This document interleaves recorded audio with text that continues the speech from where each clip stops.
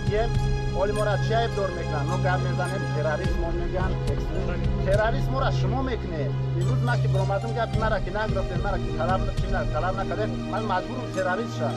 تروریست خودش معلوم کلمه انگلیسی معناش بدترس آوردن بر ارض آوردن من مجبورم کدوم تروریست شم وقتی مرا گوش نمیکنه ما روی دموکراسی گرفته ما یگان همون یگان نه گوش کردیم نه جادوگریم نه پیوی کنیم نه یگان بلا بدتریم ای بین خودمون ای بین هم مردمی که در همین روسیه مهاجرایی که هستن همین سازمان تشکیل دادگیم و خودی ما را ای مون نیوان چون که نفرای پیشتر بودن زندانی کنه زهر منظر برو کلا اینا همه تون میدونن شب تا که میره با ما اول سر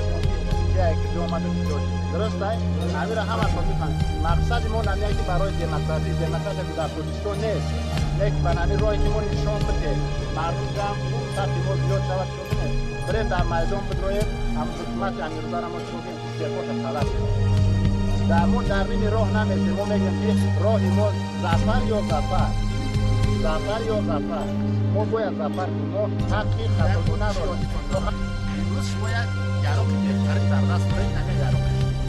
بهترین یراق که در راهی درست نمیده کار فرمونه شما با این واسطه میتونید تلفن کنید دعوت کنید وطن کن مردم پدر مادراتونه وقت شما را پدر مادراتون نه که بچه میره نکو پدر مادراتون کو ای ترس هم میگن اگر همه اینا ما بیزون نیم حکومت امروز ای کارش ای ترس هم که گفت که او چشمش بود پرایش نه که پیغام مرده بچه‌شون که چی بچه‌ش ندارن میگه بچه‌م سر در خم کرد لیکن نه ای برادرو بین شهر زوفر و شهر جنگل فرق کلام دیگه امروز من مردم برای در حکومت نشون میدیم وقتا گذشت امروز ما میخوایم مقصدمون نمیه که ما متحد باشیم که حکومت امروز را میگیم که شوشن طرف شوه در طرف خود جواب میدیم ما با میگیم شف نمیگیم نمیاق نمیتیم روشان میگیم که مقصد ما حکومت امروز را بگیم هم در روزی هستیم یکم نفر همینجا پیدا میشه بخشش ما زیاد صحبت کرده بخشش ما را گرفته همینجا نفری هسته که خلاف همه ما باشه حق داره که باید گپ نکنه حق داره اگر میخوام ما کامرون هم شده هست نفری که دیگه حکومت امروز درسته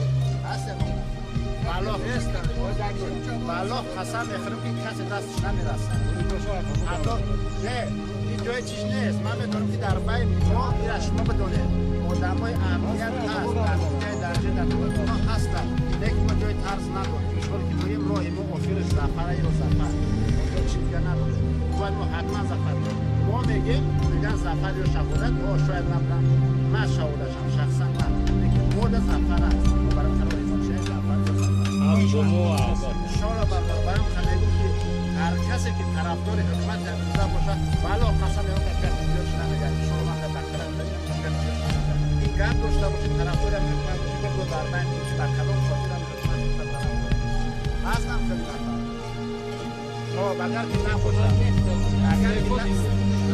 اگر که نباشد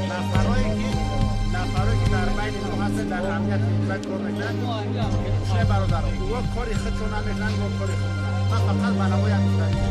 یک قدم در بین قدم تا بقودم و قدم تا بقیدم و قلب طرف تمام نمی قدر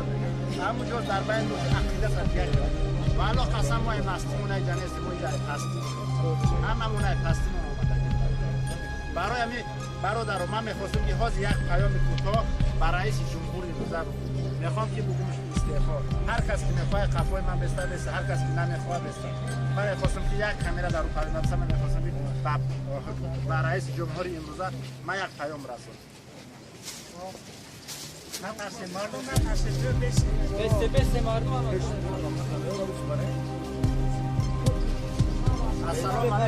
السلام علیکم پدران مادران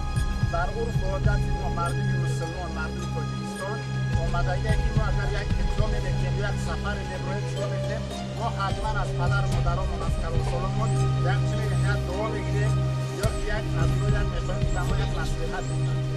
سفر امروزه ما همین فرزندان شما پسران شما برادران شما سفر ما چیه؟ ما سفر ما به اصلی وطن انشاءالله در روز نزدیک یاد داریم که بریم به وطن را بودیم خدمت که روزه را برطرف از پدر مادرها خواهش میکنیم که ما را طرفداری کنید از شما التباس زیاد ما را طرفداری کنید به طرف نباشه فرزندای شما نه ترسونیم فرزندو کنن ناگوی ما باشه شما در بین ما باشه شما هیچی اگر شما ما را جوان ندید در بار دستگیر ندید شما چیه؟ شما گفتنی برادر رئیس جمهوری تاجیکستان با شما خطاب میکنم مردم با پستی حکومت تو رژیم امروزه تو انشالله روز شما میگیم با همه کسا چی نگیم؟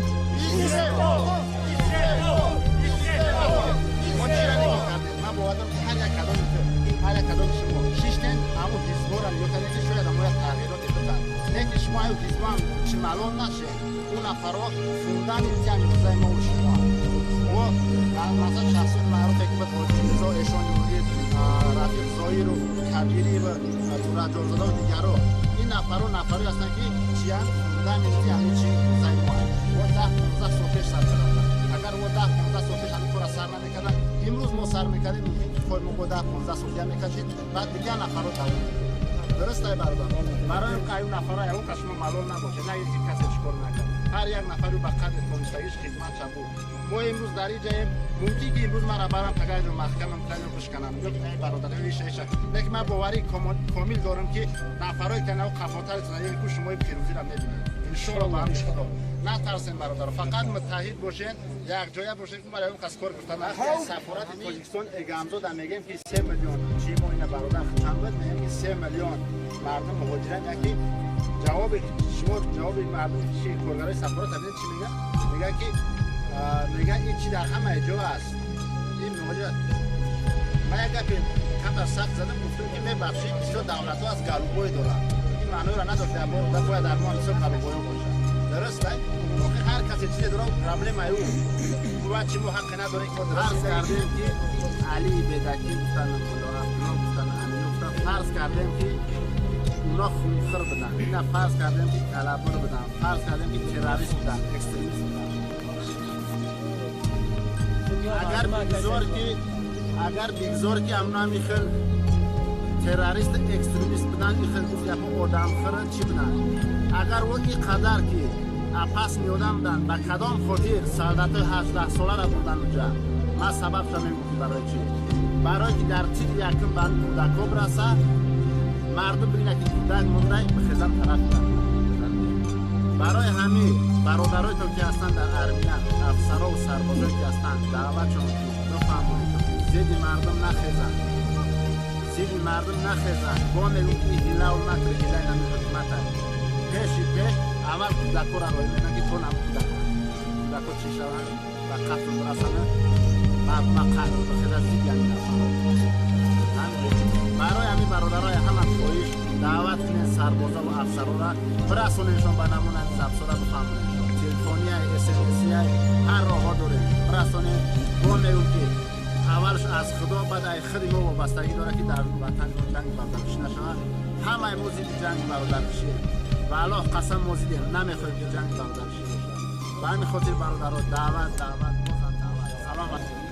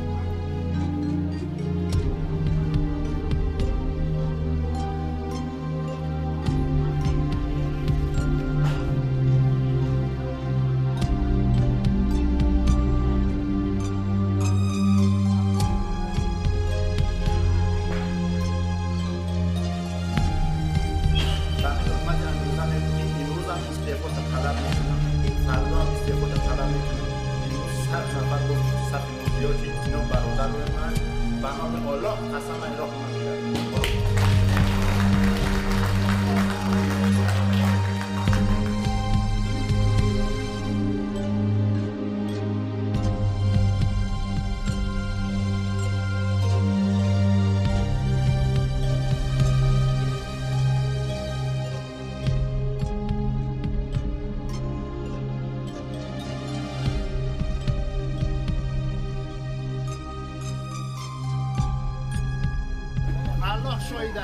ما در همه جا برآمدیم که به قطره خون شما میتونید این را دریافت کنید، سمتا را دریافت کنید، ببینید، تماشا کنید. ما روشاد آزاد گپ میزدیم به قطره خون برطرف شد، حکومت در دست مردم بودن. لیک چیکار کردن؟ برزیدی ما چیکار کردن؟ اینا فرزنداش زهرالود کردن، چه قتل کردن. خون میخواهید اگر تروریسم ما اعلان میکنید، اکستریمیسم پروا نداره. من تروریستم، من اکستریمیستم، خونتون میخوره و خون جواب میگه. تکبیر! الله اکبر! الله اکبر! الله اکبر! این هزار پارش پاروی مویه، انم مویه پاروی هزار پارم باشه میگه کاری را مایی دومه میته. والله بیلاهی تلاهی جواب میگه. والله بالله تعالی جواب میگه در خودی. الله اکبر! الله اکبر! الله اکبر! لا اله الا الله محمد رسول الله. به نام الله قسم من حتی در قرآن نمیگیرم اگر که تا این رژیم برقرار نشود. مقصد ما را چی میگن؟ ما را میگن که این خیلی گپ نزنید، اسلامیستان نگن، هر چی میخواهیم گفتم میگیره.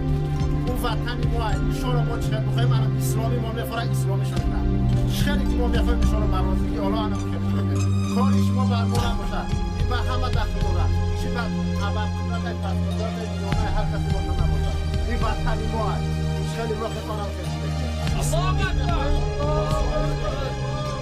برادران زندانی را فراموش نکنید. ما قصاص ما نمیگیره. اگر این مرا برای سوت بکنه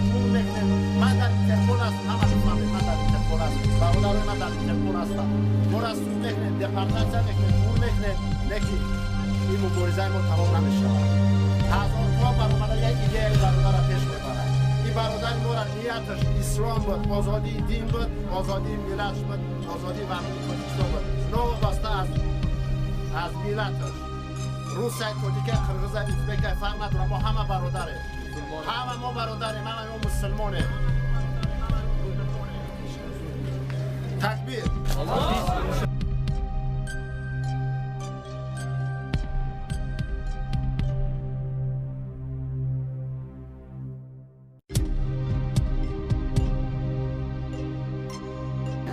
Очень верю вас. چونه؟ از اون اختلافات بود، نافهمی ها بود، محلچگی بود، ملتچگی بود. در مملکت با جنگ برادرکشی به آمد و خدا را شکر که طرفین، هر دو طرفی که خطاگی خود را اعتراف کردن، سر یک نیز شیشتن چو کردن و جنگ خودتون بخشیدن مردم گریزایی که به در وطن گردودنشون آوردن. نه که در بین یک شخص تصادفی پیدا شد. یک شخص تصادفی که آمد خچه قهرمان تراشید، خچه قهرمان تراشید را کی آورد؟ خواجه‌های بیرونی شوند، خواجه‌های خارجیش آوردش. اون نفرایی که خدمت خودشون نکردن برای صلح مردم گردوندن، گریزا را آوردن. اون نفرایی که خطاگی خودشون اعتراف کردن و خلاصه به صلح آمدن، اونا کجا شدن؟ اونا امروز زیر خاکن. اونایش که ماندن زنده کنج زندان جا گرفتن. و این رژیم دیکتاتوری امروز 10-15 سال فقط در گوش مردم افسانه میخونه، از یک نفر قهرمان میکشه، از یک نفری که بغیر ظلم و ستم بر سر مردم هیچ آوردگی نیست. اون نفری که خدمت کردن برای مردمشون، اونا کنج زندانن دیگه از تگ خاکن. امروز مردم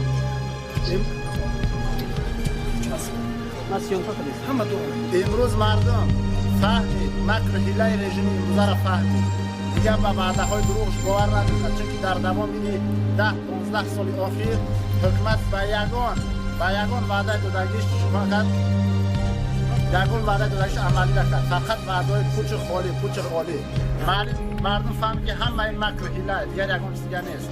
مردم قیام کرد زیدش گفت که برای آسایشتگی استعفا بده برو نه چو کرد مثل اژدها به سر مردم با آمد ظلم شکن را دوام کرد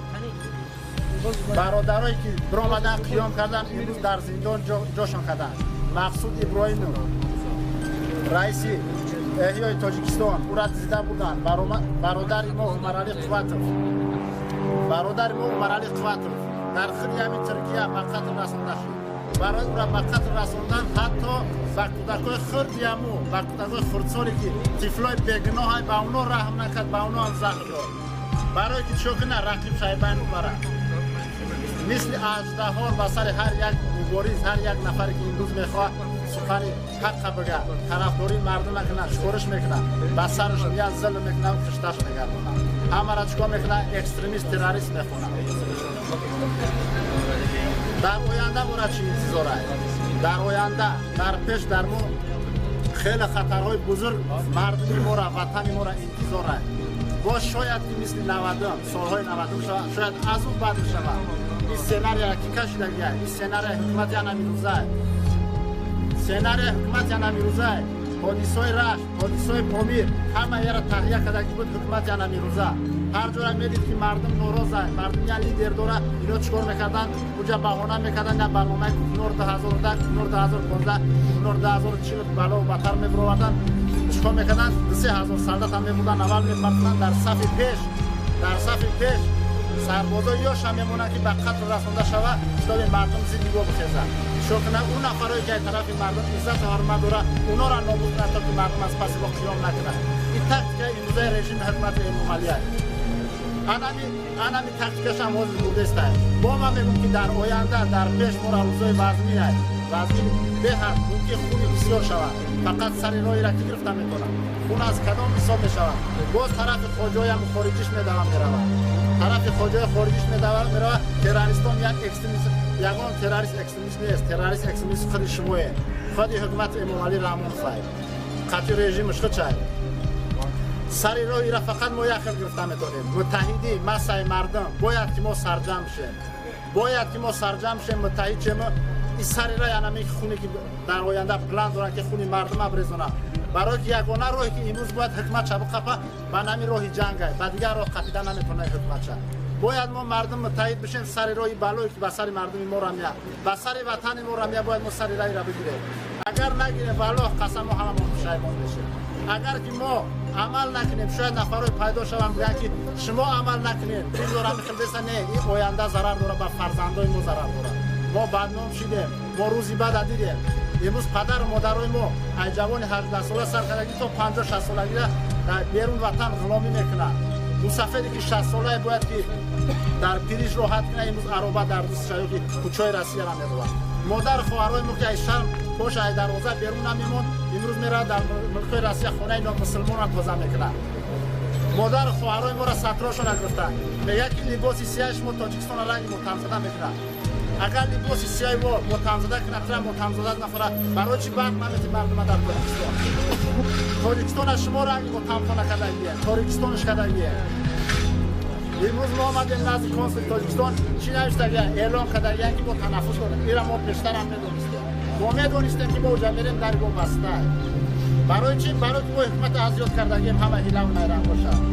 گریخ رفت روزی 10 اکتبر همین خیلی هم امامعلی خودش گریخ رفت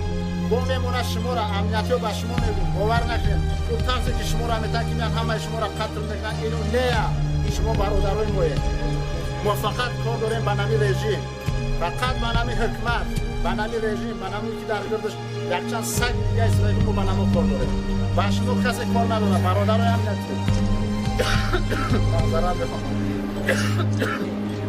از شما خواهش میکنیم برادرای امنیتی در قتل عمر علی قواتوف هر یک اخباراتی که داریم به ما برسونید خبری داریم و البته میدونیم که در پشتی کار کی شده امامعلی رحمان و وزیرایی که در گرد اطراف شد به ما کی در کاره به ما نقشه‌کش که در سر جمعه نقشه‌کش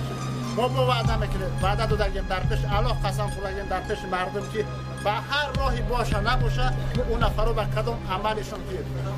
برادری ما را گرفتن ای پایین بردن یا که ظلم کردن به همون راه ما به عملشون جوابشون نمیدیم هر کدام میوده یک جزا میرسه در آخر گفتنیم پیام دارم، پیام با پدر و مادران از شما خواهش میکنیم داغوی ما باشه، نترسین، از حق خود دفاع کنید. شما به عملهای ما جوابگو نیستید، ما کودک نیستیم، به عملهای ما جواب میدیم. پیام ما به مبارزه حقیقی باشه، به تمام حیثیات، به هر یک نفس مبارز باشه. پیام ما به محبوسان سیاسی، محبوسان مظلومانی که ناحق امروز در زندان شدگی‌اند. خدا به شما صبر و طاقت تحمل بده. ان شاءالله قدم‌های ما میرسه، ما زنجیرها را میشکنیم، شما را آزاد میکنیم. پیام ما با امام علی رحمان دشمنی تا دوام دادم، برای که ما قتل یگان خیلی گفت شنید نداریم، سری نیز ما قتل نمیشنیم و ما را ترس نده که بی‌فایده است. چطوری که دشمن هستی دشمنی تا دوام بده، برای که ما روز میتینگی ما هم روز در وطن بشه، ما برای چی بیرون وطن کردیم که ما اول باید را شرمندت کنیم در تمام دنیا، رو تا نشان بدیم تا دیگر نه کودک را آغوش نگیخته پدر میلاد نگو. ما میدانیم که تو کودک را زهر دادی، تمام پدر میلاد در اینجا نگو، مسکه تو کشیده شید. دنیا ترا میشناسد، ما در دنیا شرمنده میکنیم، ما در روسیه، در آسیا، در اروپا، در افریقا هم اگر میم قدم رو بزنیم ما شرمنده میکنیم، در تمام دنیا شرمنده میکنیم، در تمام دنیا. آخرا ما میم در درون وطن قسم یکی بیام ما را سر زدن در کار، یکی مملخ چند میکنیم، نه ما را نمیخوایم، ما میخوایم که مردم شرمندهش کنند، مردم در میدان ببره شرمندهش کنه. اول ما در جهان شرمندهش بشیم، بعد مردم میبره شرمندهش میکنیم، بعد میبریم که دولتش میکنیم. انشالله ما انشالله روز میم که خیلی درویش ما بسته نباشه، شاید که روزی دهم گرفتی رفتی و خیلی نباشه. ما انشالله روزی امیدمون در روز تشکیل میکنیم که رنگ ولکان ایتای پاد میبویم، ایتای پاد میزنیم، میخریم که در داخل وطن باشی. آن روز ما امیدمون برپا میکنیم انشالله. ما میم امام علی استعفا!